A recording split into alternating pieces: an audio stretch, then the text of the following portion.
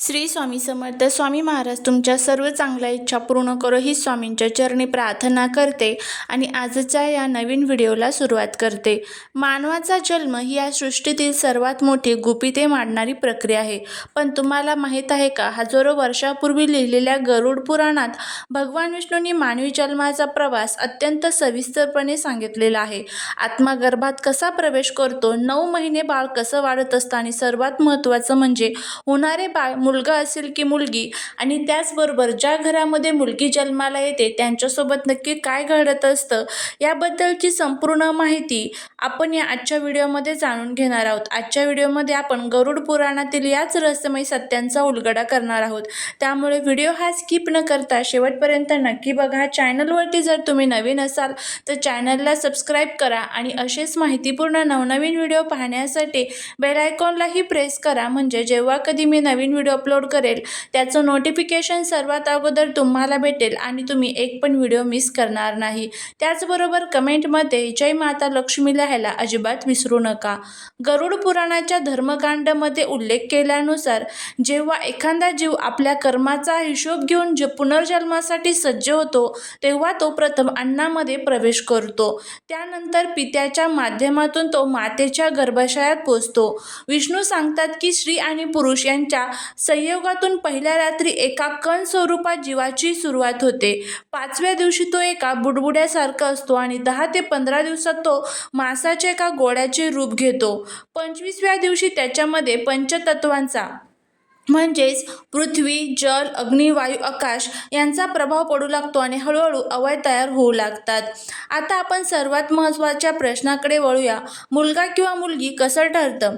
गरुड पुराणानुसार हे सर्व शुक्र म्हणजेच वीर्य आणि शोणित म्हणजेच रज यांच्या प्रमाणावरती अवलंबून असते.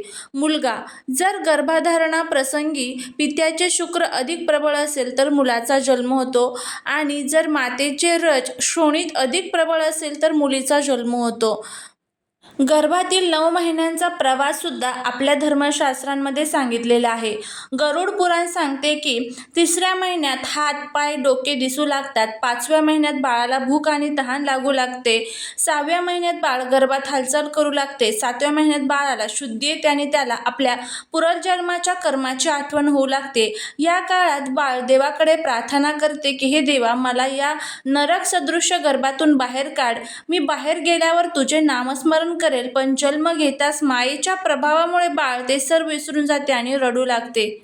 गरुड पुराणानुसार मानवी जन्म हा केवळ एक जैविक प्रक्रिया नसून ती एक आध्यात्मिक संधी आहे. आपल्या कर्मानुसार आपल्याला हा देह मिळतो, त्याला या जीवनाचा वापर सत्कार्यासाठी करणे आवश्यक असते. गरुड पुराणात मुलीच्या जन्माबाबत अतिशय सुंदर आणि आध्यात्मिक दृष्टिकोन मांडण्यात आलेला आहे.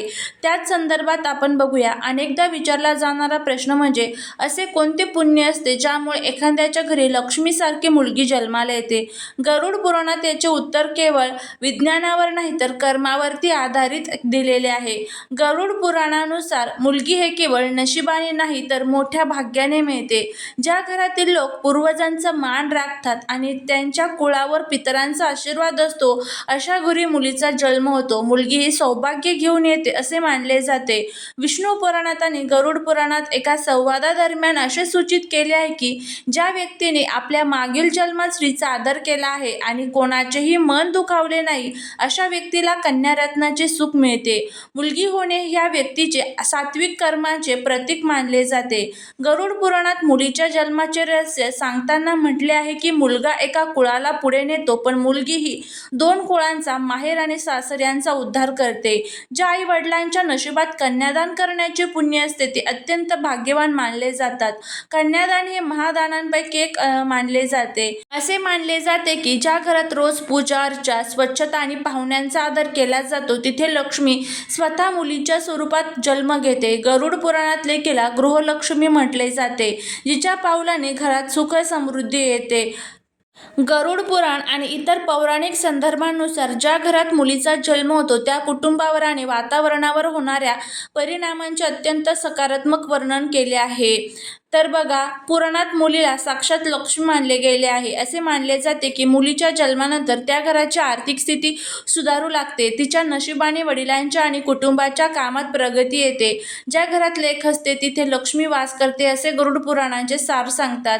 गरुड पुराणानुसार कन्यादान हे सर्वात श्रेष्ठ दान आहे. ज्या पालकांना कन्यादानाचे सौभाग्य मिळते त्यांच्या अनेक पिढ्यांचा उद्धार होतो. त्याचबरोबर मुलगी केवळ स्वतःच्याच नाही तर आपल्या वडिलांच्या कुळातील पितरांना देखील तृप्त करते, त्यांना सद्गती मिळवून देण्यास मदत करत असते.